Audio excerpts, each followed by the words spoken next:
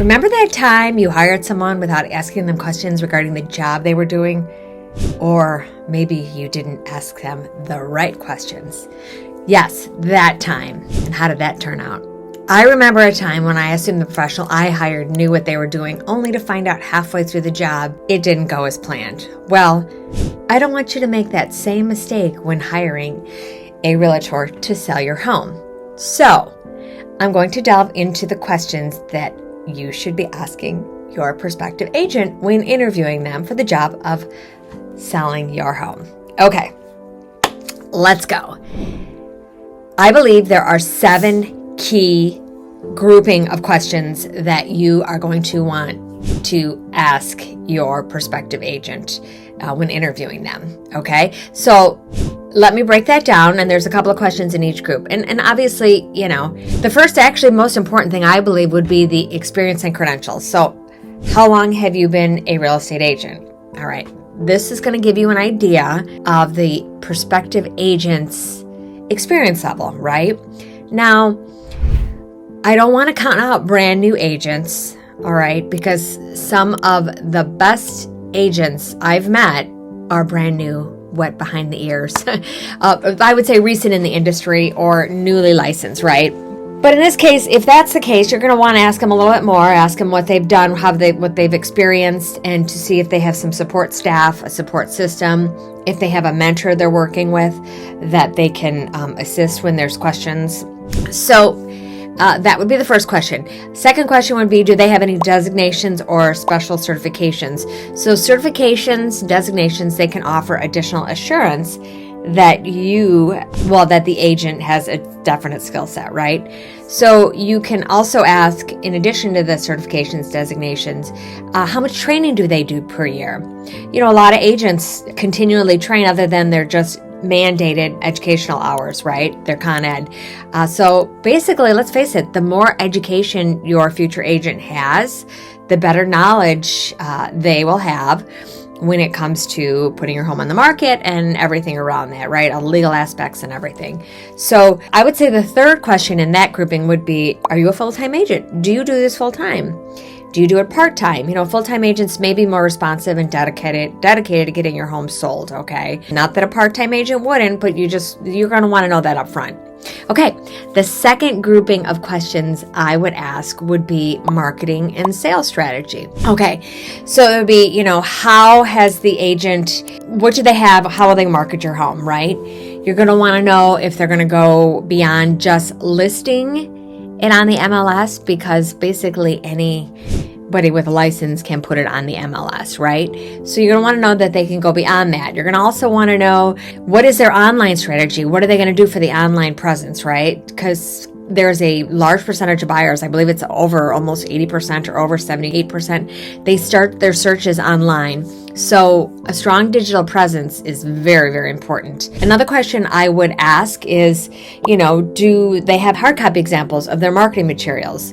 So not everything is online, and right, it could be an electronic brochure or something, but you're also going to want to see if they do an open house, what type of material they're leaving behind. Are they going to put a flyer box in front of your house? There are people that still do drive by, so we do have flyer boxes in some of the houses still. But basically, if you're interested in having an open house, what are they going to put out there?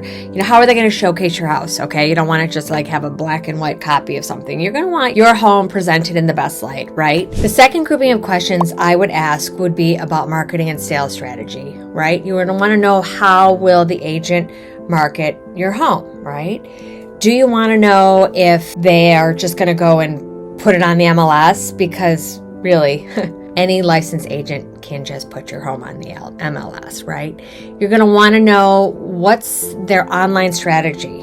What do they plan to do? What social media are they using? Most buyers, they start their search online. So a strong digital presence is very, very important, right?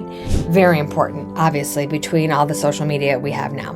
Another question I would ask is, do you have examples of your marketing materials, right? So this day and age, the majority of it obviously could possibly be electronic, right?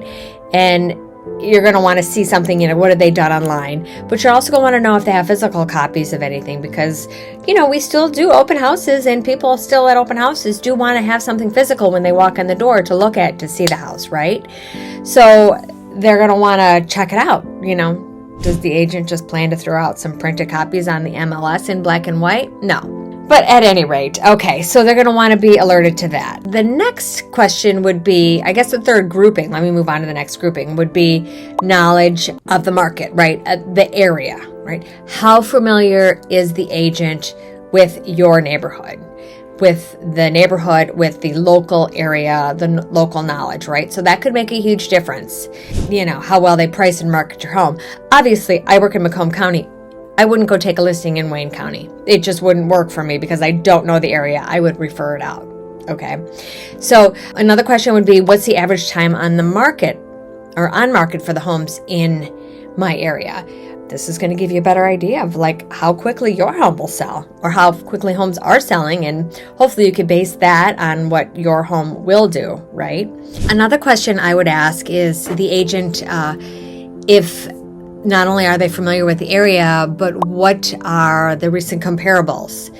If you're interviewing an agent, you're having them over, obviously they should probably have some comparables of your home. So you're going to want to see what their comparables are. You're going to want to see the tools that they have in their toolbox, right? What do they have? This will give you an accurate estimate, or a more accurate estimate of what you're thinking in your mind to what the homes in the area have sold for that they believe are comparable to yours. The fourth grouping, I would say, would be communication and availability of your prospective agent. The question would be, how often do you provide updates? Are they consistent? What is our communication? Because the communication during the home selling process, it's pretty key, right? How often will you communicate with me? Will you keep in touch with me once a week? Will you call me? Will you text me? Basically, what is the best way to reach you in this communication? Does the agent have certain times that they're not going to be they're not going to be available, right? Do they have prospecting times in the morning, say from 9 to 11, and they don't take any phone calls, but they will call you back or email you or respond to anything between 11 and 12, right? Second thing would be, would you rather communicate with your agent via text message? Would you rather communicate with them via email or phone call? Right? So you're going to want to set up that level of comfort to see how they will communicate. Also, are they a part of a team? Are they a solo agent? Will you be only contacting and having communication with them? Or will you be having communication with someone else in the process? So you're going to want to know. So the fifth group of key questions that I would ask would be regarding brokerage support. So the support of the brokerage and possibly the ancillary services that will come with the agent you hire of the brokerage. So obviously, one of the big questions that I would ask, in addition to the brokerage support, are you working under a broker? Are they insured? Are you a member of NAR, National Association of Realtors? Is your broker a member? Because obviously that provides an extra layer of professionalism, right? You are going to be under the umbrella of the broker. The listing is actually not going to be the agent's. The broker is going to own the listing, right? So what kind of support does the broker provide? Does the broker provide extra marketing resources? Is there administrative support at the broker level? If somebody calls and wants to has a question, they saw the sign, they call the front office, they want to know, is someone going to answer that phone? Is it going to go into voicemail? Is it going to be just sent over to the other agent? What's going to happen, right? So you're going to want to know that. And you're also going to want to know, how does your brokerage handle disputes, right? So if you have an issue with your listing with another agent, a buyer, or if there's an issue, if there's a problem, you're going to want to understand, if there's a legal issue that comes up, do they have an attorney on site that they can speak with? Are they going to be available? Is it a brick and mortar place? Can your agent just walk right in? So those are kind of important questions, because we go into this 100% knowing that nothing should happen, and it should be 99%. It should go smoothly, but really, in every deal, there's always unique situations that come up, and you're just going to want to know, if there's an issue, is there going to be someone that you can address that with, correct? All right, so you're going to want to know. All right, is the brokerage national? Is it local? Are they international? Is it, part of one or another? So Keller Williams, I'm part of Keller Williams Lakeside, which is in Shelby Township. And the Shelby Township brokerage office is under the bigger picture of the Michigan region, and then obviously the United States, and then we have an international area, right? So in terms of ancillary services, I would ask your agent to have a network of service providers you work with. That would be if you have a need, say, to get your home inspected prior to putting it on the market. Do they have a list of people that you can contact?